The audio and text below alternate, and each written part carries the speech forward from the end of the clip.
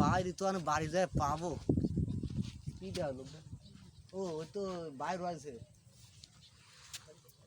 সামাদ ভাই ভালো আছেন এই এমোটা আসেন দিন কথা বলবো আমি আসি বলো একটু কথা বলবো সাহেব বহুদিন পরে দেখা।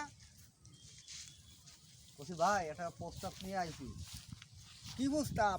বলছি ছেলে তো এক ছেলে 6 মেয়ে হ্যাঁ। সব করার বিয়ে শাদী গেছে একটা মেয়ে আর ছোট মেয়েরা আছে। তা আমার হাতে একটা ছেলে আছে বুঝছেন হ্যাঁ তা তারা কিন্তু খুব লোক ভালো তারা বলেছে আমাদের কোনো কিছু দেওয়ার দরকার নেই আমাকে মায়েরটা ভালো হলে আছে নামাজ কালাম পড়লে সবার সাথে মিলেমিশে থাকলেও আছে তা মানে ভাই আমি বলতেছি কি আপনার হ্যাঁ, বলতেছি বল। আপনার ফেরা আমি দেবো বুঝলেন। জি যদি ছেলে ভালো হয় বাড়ি গদর ভালো হয় শ্বশুর শাশুড়ি ভালো হয় তাহলে মেয়ে দেবো। আমি না, কোনো ঠিক আছে, বাবা কথা। যৌতুক দিতে পারবো না।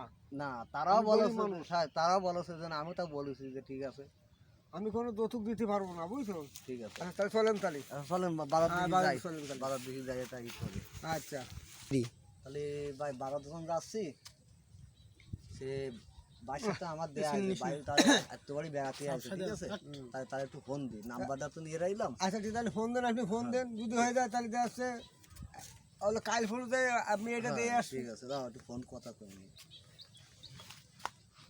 হ্যাঁ রিং যাচ্ছে আসসালামু আলাইকুম ভাই